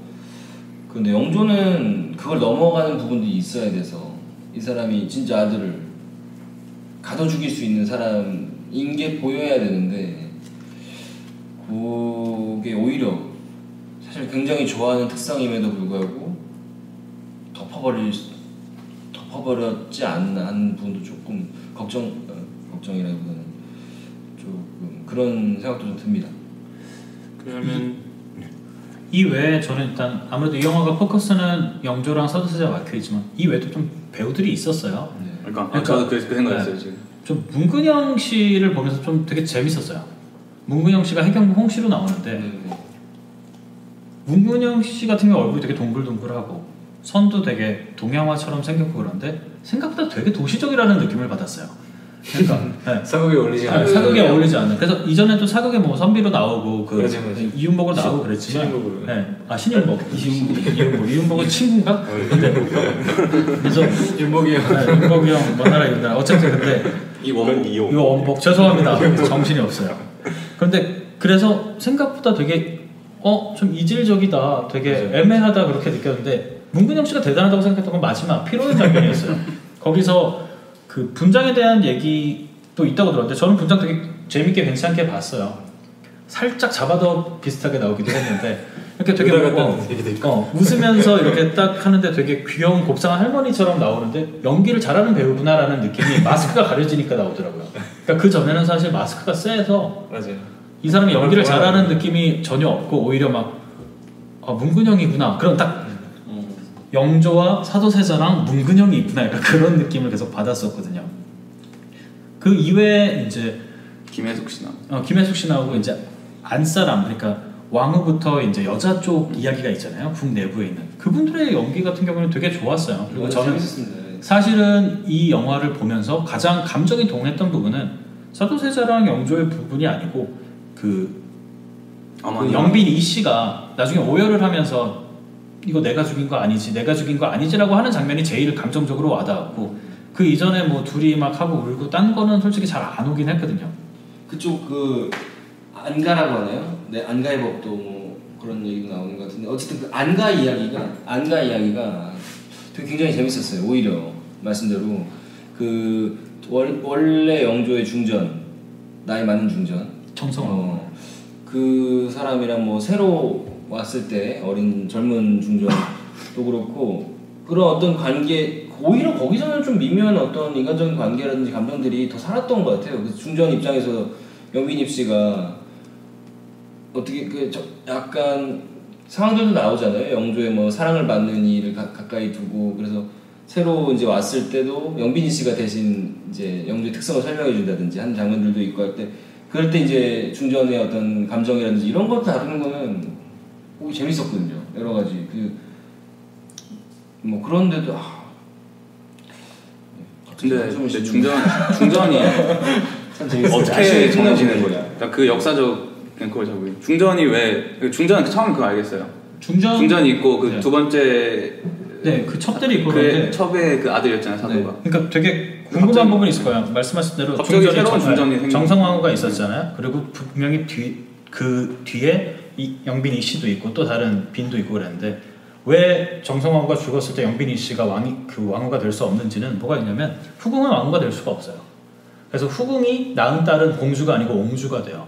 그리고 중전이 죽게 되면 반드시 중전을 새로 들여야 돼요. 그래서 규수집에서 또 그 사대부집에서 또 한 명을 들여서 그 어린 이렇게 사람이 진급하는 시스템이 아니고 진급하는 시스템이 아니고 다른 거예요. 아예 다른. 그래서 저는 그 궁금할 수 있을 것 같아서 저도 궁금했거든요. 보다가. 그래서 영빈이 씨가 당연히 세자를 낳고 세손까지 본 상황인데도 불구하고 중전이 될 수가 없는 거죠. 그래서 거기서도 굉장히 그 중전처럼 꾸며놓고 절을 하려고 하니까 소스라치게 놀라고 그런 게 있잖아요. 그 안에 그런 법도가 좀 따로 있습니다. 그 사도세자라든지도 정식으로는 그 영빈이 씨의 아들이 아니고 중전의 아들인 걸로 취급이 되잖아요. 양자로 인정이 됩니다. 법적인 아들은 관계는 그렇게 만들어 놔야 되니까. 명분이 있어요. 배우들은 뭐 전반적으로 굉장히 호평인 것 같아요. 일단 뭐 연기로는 뭐 특별히 유한 씨도 베테랑이어서 지금 물이 올랐다는 평가를 받는 것 같고 유한 씨도 뭐 너무 얘기를 안 해서 근데 보면은 뭐 그렇게 저한테 대단하다라는 느낌 뭐 근데 영화가 재미없어서 제가 그런 것도 있는데 깔끔했던 것 같아요. 뭐 그냥 저 왜 저러고 있나 하면서 막 꽤 어려운 연기일 텐데도 캐릭터가 어떻게 보면 뭐 그렇게 막 거부감이 들거나 되게 어색하거나 그래서 그게 불만은 없어. 전 오히려 맞습니다. 반대로 생각을 해요. 잘하긴 잘했는데 연기하기 쉬운 캐릭터였죠. 왜냐하면 질르면서 시작을 하잖아요. 그렇죠. 계속해서 중간에 미묘한 감정 때문에 무너짐과 동시에 미치광이가 돼야 되는데 그 부분이 영화적으로 지금 안 나와 있다 보니까 지르면 되면 사실 그 중간 캐릭터 잡고 감정 잡기가 어려운 거지 마지막에 터트리는 건 어려운 건 아니고 드러내져 있으니까. 그러니까 워낙 베테랑에서도 계속 악을 쓰고 악을 대변하면서 막 소리치고 했잖아요. 그런 거랑 똑같이 했다고 저는 생각을 해요. 그래서 연기를 못했다 잘했다를 떠나서 사실 판단하기는 어렵습니다. 네. 지금. 물론 뭐 직접 해보면 어려운 연기일 것 같긴 해요. 그 중에 아무도 할 수 있는 사람은 없겠지만 전 유아인 씨 연기가 미친 연기할 때는 되게 좋았는데 그냥 일반적으로 할 때 좀 별로인 것 같아요. 전 개인적으로 이게 좀 대사도 말하는 프로 자체가 별로 사극이랑 좀 안 어울리는 것 같기도 하고. 근데 생각보다 그건 괜찮았던 게 대리 청정을 하는 장면에서는 약간 그 되게 짧은 장면이지만 약간 미묘한 감정을 나타내는 게 보였거든요. 그런 게 조금 더 있었으면 저도 그런 부분이 좀 그런 게 조금 더 있었으면 막판에 서로의 갈등이 전 나왔을 텐데 그러니까 신적인 문제였던 것 같아요.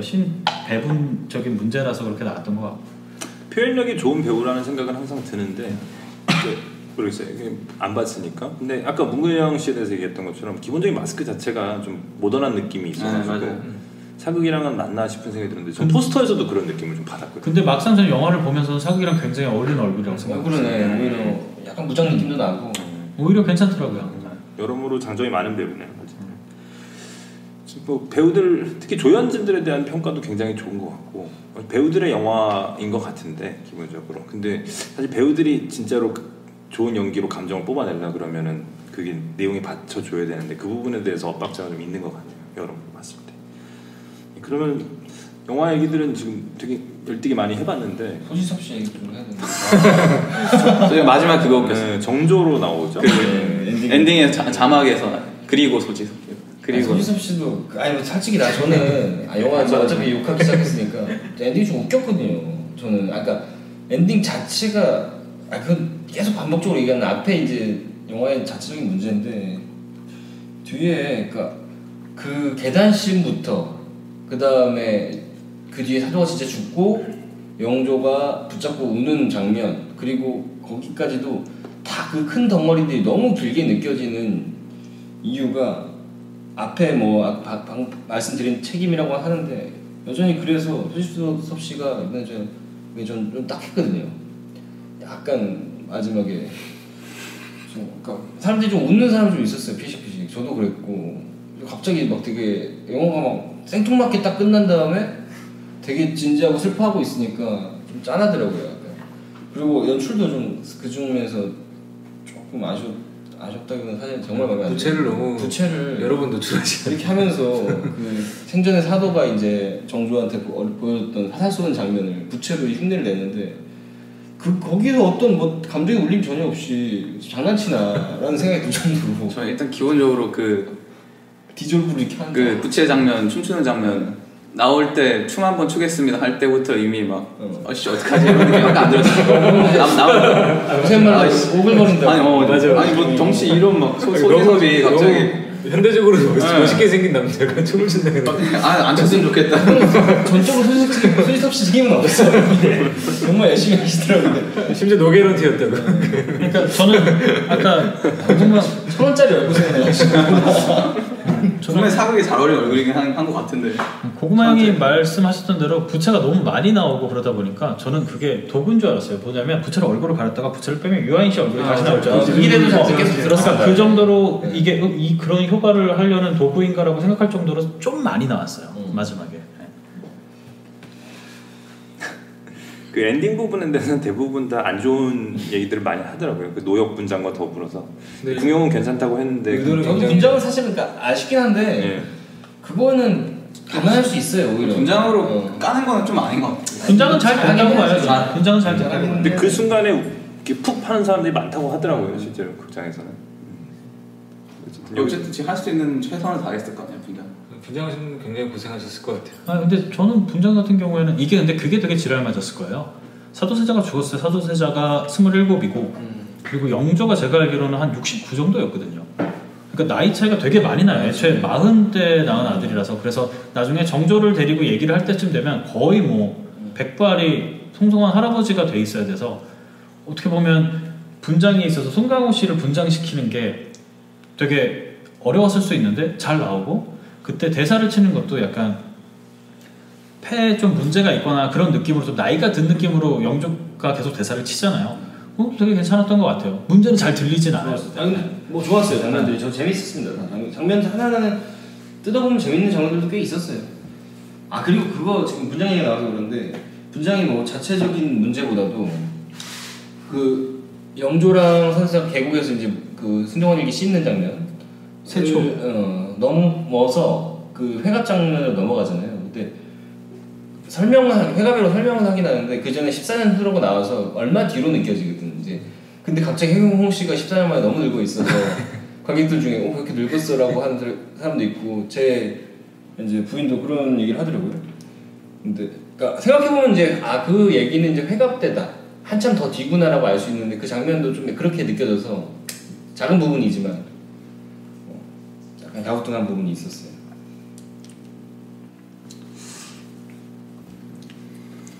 정리를 좀 할까요? 뭐 영화 얘기는 뭐 굉장히 많이 이제 얘기들을 해줬는데 어쨌든 지금 이게 저희가 이제 이거 테마로 삼은 것도 그렇고 이번 주에 개봉작이기도 하지만 굉장히 지금 화제의 작품이잖아요. 추석이 이제 곧 일주일 앞으로 다가왔는데 전통적으로 저희 국내 시장에서는 지난 시간에 저희가 여름 시즌 얘기를 했듯이 예전에는 사실 추석이 최고의 대목이었고 여전히 그 사실에는 그 1위 자리는 내줬지만 1년 중에서 굉장히 큰 파일을 차지하는 주임에는 변함이 없으니까 대대로 추석엔 또 사극이죠 보면은. 그렇죠. 물론 여름 시즌에도 사극들이 나오긴 합니다만 이제 주로 그런 어떤 스펙터클한 블록버스터 사극이 아니라 추석 시즌에는 좀 온 가족이 볼 수 있는 역사적인 얘기를 다루는 사극들이 많이 있었고 광해가 몇 년이었죠? 광해가 12년. 광해가 2012년, 근데 관상이 2013년. 작년에는 없었네요. 작년에는 추석 사극이 없었고. 근데 어쨌든 추석 시즌에 보통 이런 사극들이 많이 개봉을 하니까 그런 면에서 지금 많이 이제 화제가 되고 있는 것 같아요. 사극에 끊임없이 관객들이 몰리는 이유는 물론 실패한 사극들도 많이 있긴 합니다만은 이제 지난 시간에 얘기했던 것처럼 어떤 큰 흥행을 위해서는 중장년층까지 끌어들일 수 있는 좀 보편적인 소재가 필요하고 아무래도 그리고 외국 역사보다는 국내 역사에 사람들이 좀 더 친밀감을 느낄 테니까 그런 면들이 있을 텐데 기본적으로 사극 영화들은 어떻게 좀 좋아하시는 편인가요, 다들? 저는 개인적으로 이건 되게 개인적인 취향을 얘기하는 거니까 지금은 저는 사극을 그렇게 반기는 편은 아니고 기본적으로 왕실과 왕궁을 되게 싫어해요. 그 비주얼 자체와 그 말투를 좀 견디기 힘든 게 있어가지고. 근데 이제 궁영 같은 경우는 전 취향상 굉장히 네, 좋아하는 또 국사를 또 되게 좋아하는 사람이니까. 네. 설민석 과거에는 이게 좋아. 민석이 형 기다려. 민석이 형은 뭐라고 하는 민석이 형 기다려. 하도 얘기 안 했는데 못 봤어요. 소명은 어때요? 저는 어릴 적에는 이제 되게 재밌어 했는데 역사물을 근데 요즘에는 김영이 말씀하신 대로 좀 그런 걸 또 견디기도 힘들고 사실 약간 시대에 맞지 않는 것도 좀 있고 내용이 참신한 내용들이 좀 많이 나왔으면 좋겠어요. 사극에서. 단지 꼭 역사적 사실을 그대로 다루는 사극들보다도 좀 더 퍼스펙티브가 넓어졌으면 그쵸. 좋겠다는. 그렇죠. 좀 다양한 영화 사극들이 나오고 재밌지 않을까. 아무래도 지금은 한계가 너무 한계라기보다는 어느 정도 선이 보이니까 사극의 어떤 범위가 좀 더 판타지 사극이라든지 뭐 이런 것도 나올 수 있고. 맞아요. 뭐 여러 가지가 있을 수. 다양한 시도들을 할 수 있을 것 같은데. 최근에 좀 방송가에서는 계속해서 네. 그렇게 그렇죠.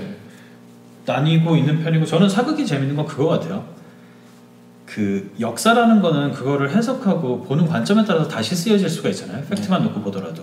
그러니까 요즘만 해도 사극 드라마도 유행했던 걸 보면 갑자기 정도전이 유행을 했었고 예전에 무조건 용의 눈물에서 태조 이성계나 아니면은 광기 어렸던 광해군이나 그런 식으로만 봤다면 점점 한동안은 또 장희빈에 이렇게 우리가 신경을 많이 쓰던 시대도 있었고 근데 지금은 사극에서 택하는 픽을 하는 걸 보면 정조 그리고 영조를 한참 많이 팔고 있어요. 그러니까 영조로 그 이순재 씨가 나왔던 드라마가 뭐 있었죠? 이산? 네, 이산도 있고 그런 식으로 그 시대에 사람들이 많이 끌리는 조선 600년 역사에서 그렇다면 왜 사람들이 이 시대를 특히 좋아할까를 보면 그 상황에 뭐 트렌드라든지 사회 생활, 사회 풍경 같은 게 나와서 그 얼마 전에 또 그 세종대왕이 나왔던 드라마도 있었고 한석규 씨 나왔던 뿌리 깊은 나무. 네, 뿌리 깊은 나무. 네, 그런 식으로 성분을 그쵸. 원하는 그런 걸 재밌게 봤어요. 보이는 것도 있고 또 재밌는 거 아주 예전으로 넘어가면 그것도 재밌더라고요. 쭉 자료를 보다 보니까 고종 때 예전에 7, 80년대만 해도 주인공은 흥선대원군이었어요. 계속 이하응이었어요. 근데 이게 90년대, 2000년대로 넘어서 명성황후로 넘어가거든요. 그런 것들을 보면 사극을 사람들이 다루고 그거를 관람하고 즐기는 모습을 보면 현재 사람들이 어떤 생각을 하고 있구나가 보여서 사극이 조금 더 여러 가지 프리즘이 나올 수 있는 도구라고 생각을 합니다. 그런 면에서 사도 이 영화는 그런 게 좀 부족하지 않나. 다른 뿌리 깊은 나무나 이런 영화들보다 드라마들이나 영화들보다 좀 재밌는 해석이 없지 않아요. 전 사극 저도 참 좋아하는데 사극 저는 그 그냥 얘기하고 싶었습니다. 네 지금 저도 해야 돼가지고 괜히 딴지르고 사극을 보면 저는 그러니까 제가 사실 절반은 하고 싶었던 얘기를 궁경이 해가지고 그런 부분이 또 절반 재미가 있고 나머지 절반은 어쨌든 예전에 어떻게 저는 그게 참 궁금하거든요. 사람들이 예전에 어떻게 살았을까. 그게 뭐 다양하게 이제 발전될 수 있겠지만 그 뒤로 어쨌든 그 자체만으로 이제 시작을 하게 해주니까 내 생각을 그런 의미에서 사극 되게 재밌는 것 같아요. 저는 우리나라 사극도 재밌고 외국 사극도 되게 좋아하거든요. 보면은 옥보단 그건 못 봤어요. 사극이에요. 그런 사극이 주는 그 재미가 있는 것 같아요. 그 안에서 그런 게 재밌죠. 전형적인 얘기긴 한데 지금하고 같은 거와 다른 걸 발견할 수 있는 자체만으로 순수하게 그 발전은 그 다음에 또 다른 재미를 주겠지만 그것도 되게 사극의 큰 매력이겠죠 아무래도. 저희 진행자분 경호 씨는 어때요? 아 사극이 좋은지 그 질문에 대한. 그러니까 사극 뭐 이렇게 평소에 즐기시는지. 네. 뭐. 진행자분이 진행을 받는 이 상황. 제가 사극 저도 좋아하는데 사실 뭐 딱히 무조건 되게 좋다 이런 건 없었고 뭐 특별히 호불호가 크게 있는 건 아니었는데 갑자기 궁금해지는 게 아까 그 김영이 얘기할 건데 그런 말투 있잖아요. 네. 정말 저도 생각해보면 그 생각 가끔 했어요. 사극 보다가 듣기 싫다. 근데 전 재밌지 않아요. 옛날에 그렇게 진짜 말했을까요? 근데 옛날에는 뭐 하옵소서 맨날 이런 하옵소서도 그렇고 옛날에는 그런 식이에요. 질문 의문 형태로 올리는 게 없어서 안녕하십니다가 안녕하십니까 하고 그런 식의 사극 고증에서 따온 그런 대사들이 많고 좀 그런 거 보는 것도 재밌더라고요. 저도 재밌어요 그런 게. 아 저렇게 말했었구나 사람들이. 그런 면에서 저는 사극에 좀 매력을 많이 못 느껴요. 고증을 할 거면은 정말로 확실하게 고증이 들어가서 정말로 생경한 우리가 몰랐던 어떤 과거의 것들을 보여준다. 그리고 저 때는 정말로 저렇게 살았구나 같은 것들을 느낄 수 있는 것들이 보통 일반적으로 트렌디하게 만들어지는 사극들에서는 저는 거의 못 느끼거든요. 제가 왕실 얘기를 안 좋아하는 이유기도 하고. 사실 그거는 전 지금도 현대를 배경으로 한 작품들이라고 해도 정치권 얘기라든가 뭔가 뭐 재벌들 얘기라든가 이런 거에 별로 관심이 없는 거랑 비슷한 거예요. 전 사극을 만든다고 하면은 진짜로 그냥 어디 조그만 촌락 마을에서 벌어진 얘기를 한다고 하면 좀 더 흥미로울 수 있을 것 같아요. 근데 어쨌든 지금의 사극이라고 하는 것들은 대형 기획들은 대부분 다 왕실 얘기를 다루다 보니까 사실 전 그런 거에 별로 관심이 없고 개인적으로도.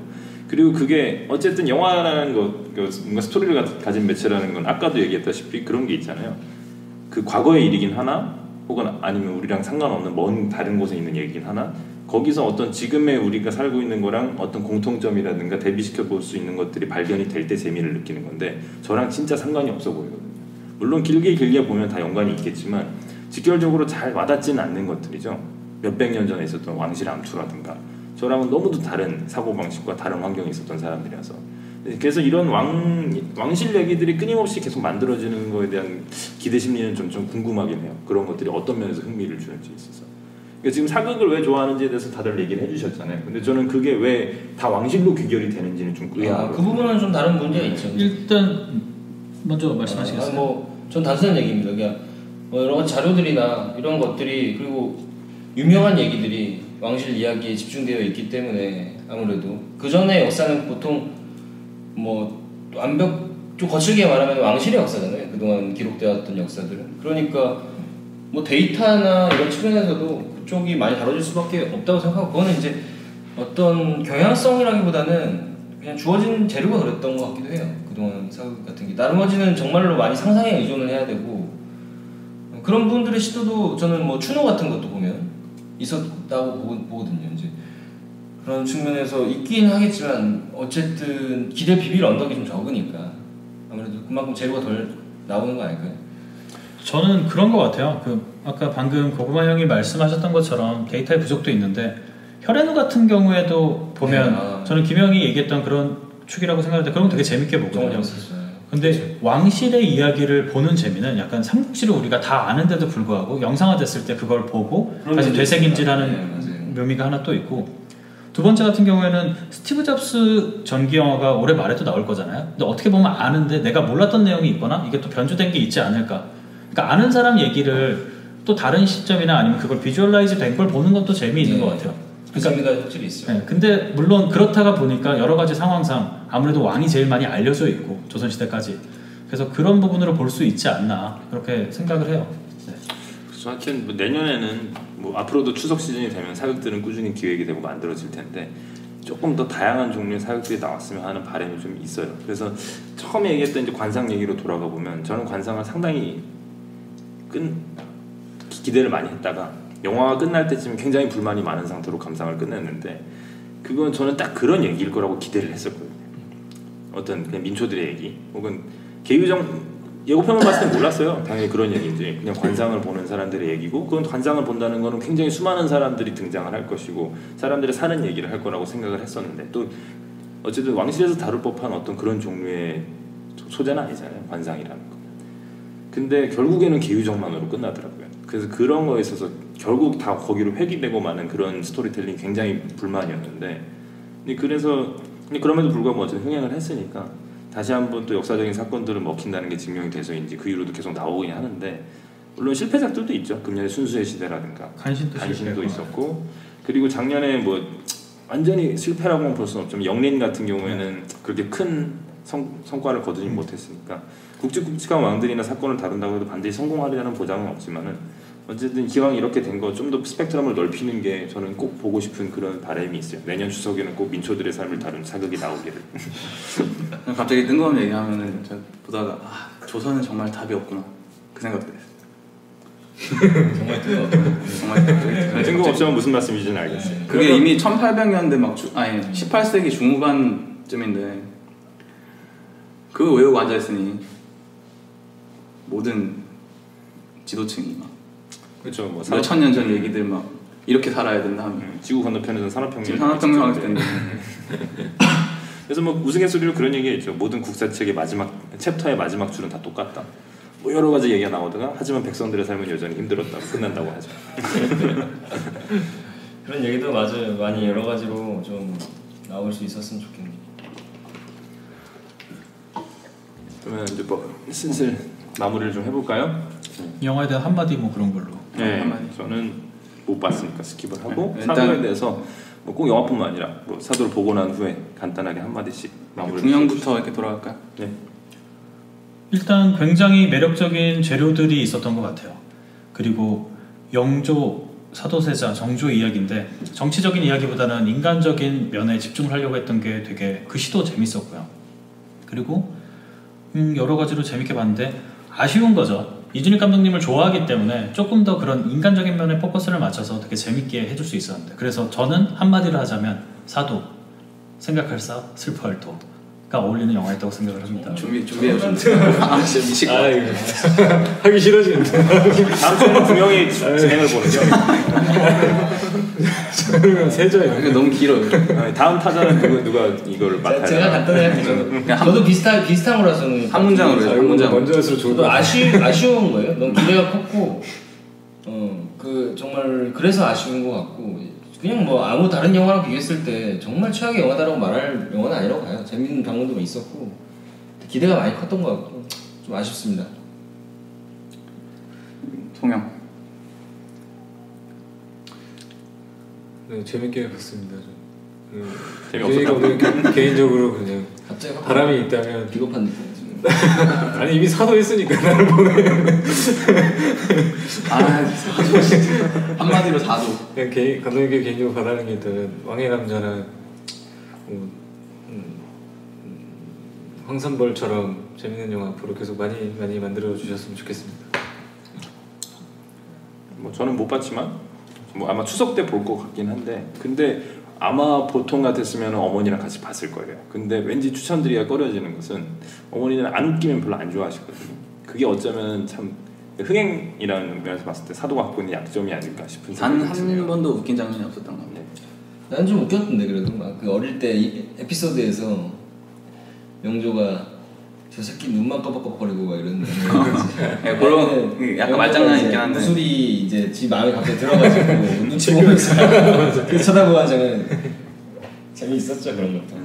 아무튼 좀 무겁게 느껴진다. 송강호 씨가 확실히 재밌는 배우예요. 잘하는 것 같아요. 디테일도 좋고.